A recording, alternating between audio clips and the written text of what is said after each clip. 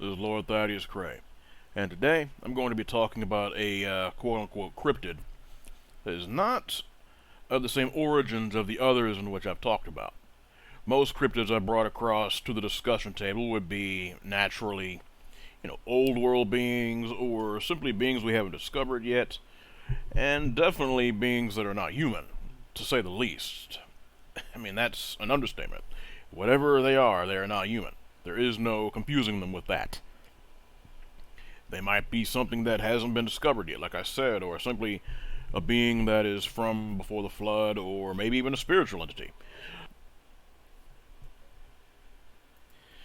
The type of cryptid I'm going to bring up now is definitely supernatural. However, they are human in origin. What I am bringing up is a very old Navajo story and legend. I'm talking about the Skinwalker.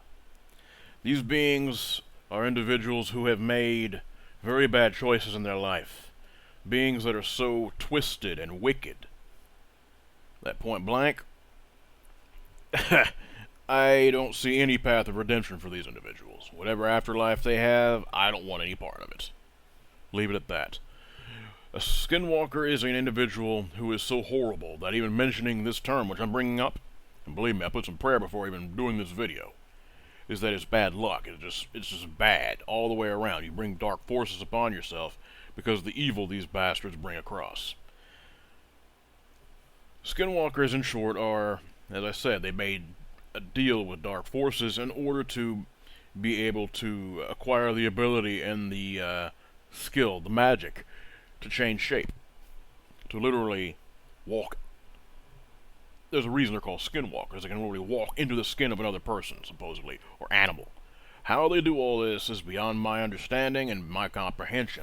Because honestly, I've seen Hollywood movies and read all kinds of books, and of course I've read many stories and even texts on the legends. But truly how to be able to shift one shape into another creature, or somehow acquire that knowledge from having the skin of something, it's pretty scary stuff. These beings, I can tell you right now, they came into prominence. The knowledge they have is definitely old world, I'll tell you that now.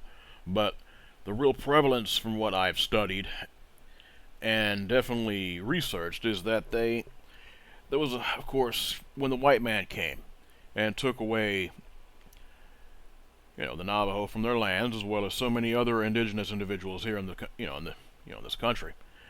They, of course, were also introduced to a new type of corruption, and that was, of course, mankind is greedy by nature.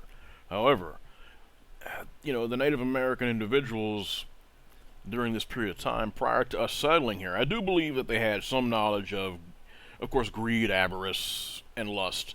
But the knowledge and understanding and desire for another man's property, it was, I'm not going to say it was foreign, but it was nowhere near as entrenched as it is in Western culture. If you understand what I'm getting at with this. The white man, point blank. So pretty much when they learned a lot of that type of desire, and it was introduced into their culture, things got from bad to worse. And what I mean by that is pretty much, if one person coveted something another man had, they might hire a skinwalker to pretty much spy on that individual, learn their weaknesses, find a way to make sure that the person meets a very unpleasant, horrific demise, maybe a loved one of theirs. That's the thing. And these guys pretty much are just the epitome of bad. That is what a skinwalker is. There's nothing positive, there's nothing cool, there's nothing badass about them. They are just awful. I'm just going to leave it at that. These beings, I do believe, are very real. Very firmly, I believe they're very real. Do I believe they need to be left alone? That's quite obvious. And I definitely pity any individual who is in the crosshairs of one of these types of beings, because I'm telling you right now, the forces in which they employ are of the darkest of magics, the foulest of energies, and it's pretty bad stuff. And don't even get me started on the trials that they have to go through and the horrific things they do in order to gain the powers in which they gain. Selling their soul is kind of an understatement, as well as the innocent people they hurt, mainly their own family. It's not good, to say the least. And of course, the tribes despise such beings. I do believe very firmly they, maybe even to this day, they have purges. They pretty much track down these individuals, round them up, and, just like we used to do, us as in, the Caucasian culture, over in Europe and here in the States, what we would do with witches. They'd be rounded up, they'd be burned. Of course, you guys already know as well as I do, mostly innocent people were killed in that. But I'm pretty sure that the Skinwalkers had a similar reaction and response among the indigenous individuals, especially with, of course, the Navajo tribes. People think that a skinwalker is actually any type of shaman or entity that can do the things I'm describing. That is, I'm going to let you guys know right now, that is not true. However, it has kind of become a generic term for individuals who would do this kind of evil. Now, if there's anyone out there who's listening and they have more knowledge on me than this, please correct me in the comments. Believe me, if someone knows more than I do, I'm more than willing to listen. That's what all this is about, is learning.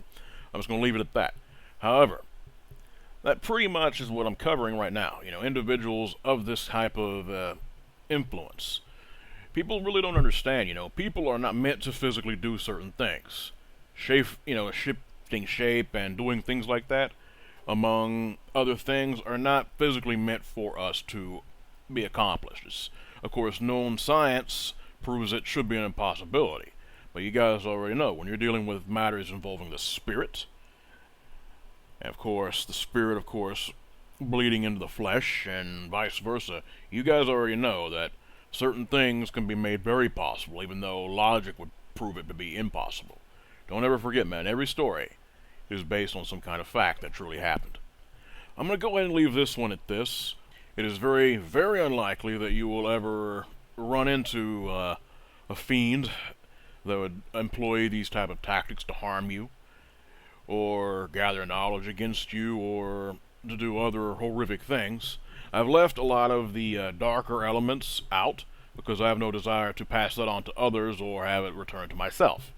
But you guys do some studying on these things if you desire it, and believe me, you'll find real quick the stuff I left out, and the evil these things can do. But I'm just going to tell you this. As long as you keep yourself in the light, and as long as you keep your faith strong, you should be safe from beings like this, at least much more compared to your average individual. I'm just going to leave it at that. I'm hoping you guys gleaned some sort of knowledge, as well as a mild history lesson from what I've just given you. You guys be blessed, and you guys be safe.